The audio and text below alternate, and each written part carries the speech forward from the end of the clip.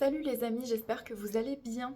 Aujourd'hui, dans cette petite capsule, nous allons parler du sac à dos.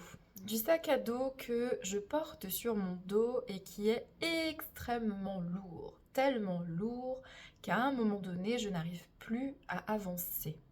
Mais ce qui est fou, c'est que chaque fois que quelqu'un me demande de mettre quelque chose dans mon sac à dos, est-ce que tu peux porter ma bouteille? Est-ce que tu peux porter ceci? Est-ce que tu peux porter cela? J'accepte, j'accepte.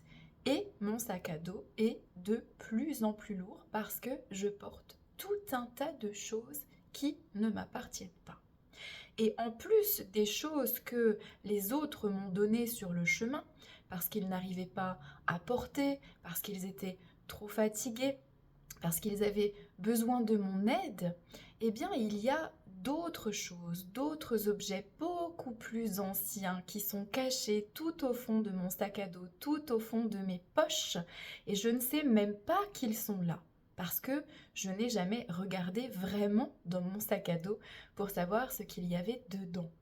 Vous aurez bien compris que ceci est une métaphore et que parfois il est heureux et bénéfique de faire du tri. De faire du tri dans ses affaires, de regarder ce qu'il y a dans notre sac à dos, dans nos valises, toutes ces choses que nous portons depuis si longtemps, qui nous épuisent, qui ne nous appartiennent pas, mais qui pourtant sont bien là. Alors dans ce sac à dos, il y a tout un tas de choses. Il y a des choses que j'ai acceptées de porter, des choses qui appartiennent aux autres parce que à un moment dans leur vie, ils ont eu besoin d'aide, ils ont eu besoin que je porte à leur place les responsabilités. Mais le problème, c'est que ça s'est perpétué, ça a continué, ça ne s'est pas arrêté. Une fois que ces personnes-là n'avaient plus besoin d'aide, qu'elles étaient requinquées, qu'elles allaient mieux, eh ben j'ai quand même continué à porter. Voilà. Alors que ce n'était pas nécessaire, peut-être par habitude, peut-être parce que je me suis dit que ces personnes avaient toujours besoin de moi, peut-être parce que je pense que je dois toujours aider les autres et peut-être même les sauver. Alors il est temps que dans mon sac à dos, je retire toutes ces choses, tous ces objets que l'on m'a demandé de porter à un moment que j'ai accepté de porter, mais que je n'ai plus besoin de porter aujourd'hui parce que les autres peuvent prendre aussi leur responsabilité, parce que les autres vont mieux et peut-être que ces personnes ne font même plus partie de ma vie aujourd'hui. Peut-être qu'il s'agit d'anciens compagnons, d'anciennes compagnes ou même encore de certains amis, certains proches avec qui je n'ai plus vraiment de contact. Alors pourquoi est-ce qu'aujourd'hui je porterai encore ce qui leur appartient? Un peu plus profondément dans mon sac à dos, au fond de certaines poches, je ne savais pas que c'était là, mais il peut y avoir aussi des croyances, des empêchements, des pensées peut-être un peu limitantes, un peu entravantes, qui ne m'appartiennent pas, mais qui appartiennent à ma famille, à mes parents, peut-être même à mes grands-parents, à mes arrière-grands-parents. C'est ce que moi j'appelle le transgénérationnel, ce que nous portons sans le savoir, sans en avoir conscience, de nos lignées paternelles et maternelles. Des événements, des situations, des pertes, des deuils, des secrets, qui se répercutent de génération en génération, qui donnent lieu à des peurs, à certaines croyances, qui sont parfois irrationnelles, mais qui pourtant sont là. Imaginons par exemple que chez mon arrière-grand-père et mon arrière-grand-mère, il y a eu une faillite. Ils ont fait faillite, ils ont perdu tout leur argent. Il se peut que ça ait été une si grande catastrophe pour la famille que dans les générations à venir soit inscrit à l'intérieur des gènes, à l'intérieur de la mémoire, on va dire ça comme ça, la peur de perdre l'argent, la peur de perdre faillite, de faire faillite. Si je porte ça aujourd'hui dans mon sac à dos, ça veut dire que je vais avancer toute ma vie avec cette peur plus ou moins consciente de perdre mon argent, de faire faillite. Une peur qui est complètement infondée, moi, dans ma vie, dans mon système, puisque je n'ai pas de raison d'avoir peur de ça. Ça ne m'est jamais arrivé et peut-être que ça ne m'arrivera jamais.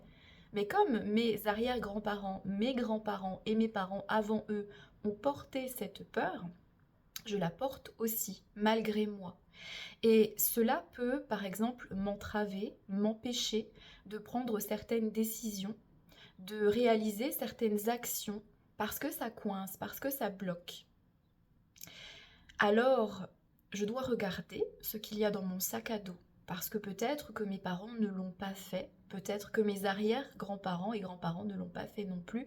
Alors moi, je suis là, et comme je ne veux pas transmettre ce sac à dos très lourd à mes enfants, eh bien je fais cet effort-là.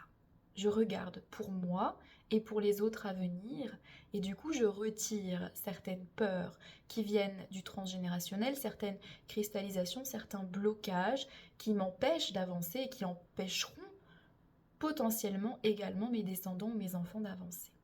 Alors ça fait un sacré tri, parce que parfois il faut aller chercher très loin, dans des petites poches qu'on ne pensait même pas qui existaient, parce qu'il se cache bien des choses dans ce sac à dos, des toutes petites choses en apparence, mais qui peuvent peser extrêmement lourd sur le corps, sur l'esprit et sur la conscience. Je peux y trouver aussi dans ce sac à dos des croyances de mes parents, de ma famille. Tu ne peux pas réussir à faire ça, tu ne feras pas ça, tu deviendras ceci, tu seras cela.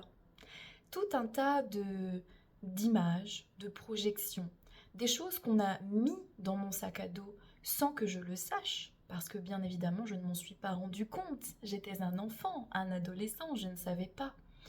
Et qui pèsent bien lourd, encore une fois, qui me trompent sur ce que je suis, qui ne sont peut-être pas en accord avec mes valeurs, avec mes aspirations profondes. Mais ça m'alourdit, ça m'empêche d'avancer à mon aise. Parfois, ça m'empêche même de respirer, parce que ce sac à dos, il coince mon dos, il coince mes poumons aussi, et je suis tout recroquevillée, et c'est un énorme sac à dos sur mes épaules, parce qu'il y a tout ça. Il y a ce qu'on attend de moi, ce qu'on pense que je suis ou que je devrais être, ce qu'on ne veut surtout pas que je sois. Des images, des croyances, des projections. Alors il est important de se débarrasser de ça, de faire une pause sur le chemin, de délester le sac à dos et de s'atteler une bonne fois pour toutes. Et c'est un énorme travail, je ne vous le cache pas, mais qui est nécessaire pour certaines personnes qui ne peuvent plus avancer comme ça. De regarder, de trier, de se débarrasser, de se rendre compte de tout ce qu'on tient, de tout ce qu'on a dans ce sac à dos.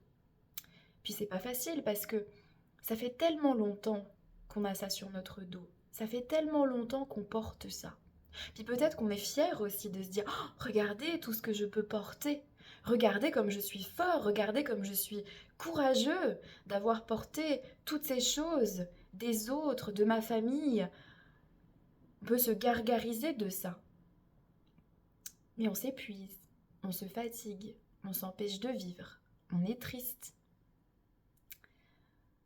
Alors il faut peut-être se dire qu'il y a un autre chemin possible et qu'on peut avancer non pas avec peine, avec force, avec courage, avec labeur de porter tout ça sur notre dos, mais qu'on peut avancer plus léger, avec un sac à dos dans lequel il y a de la place, qu'on peut respirer, qu'on peut marcher aussi un peu plus vite, puisque c'est moins difficile, qu'on peut prendre des chemins moins complexes, moins escarpés. Et puis surtout qu'on peut avoir de la place dans ce sac à dos pour nous. Ah oui, parce que si je porte tout ça sur mon dos, qu'est-ce que je peux porter encore ? Est-ce que je peux vraiment faire des projets ? Est-ce que je peux vraiment penser à moi ? Est-ce que je peux mettre de l'énergie dans des choses qui me tiennent à cœur ? Non, je ne peux pas. Parce que tout ça me retient, parce que tout ça est trop lourd. Alors je vide, je vide, je vide, je déleste, je déleste, je déleste, et je fais de la place. Pour mes projets, pour mes envies, pour mes aspirations. Et chaque fois que je mettrai maintenant quelque chose dans mon sac à dos, j'en mesurerai tout le poids. Et je serai capable de refuser. Si quelqu'un me demande de prendre sa bouteille d'eau alors qu'il peut lui-même la porter, je lui dirai non. Je saurai dire non, parce que je ne veux plus que dans mon sac à dos, il y ait des choses qui m'alourdissent et qui m'empêchent d'avancer. Merci de m'avoir écouté, à bientôt pour une prochaine vidéo.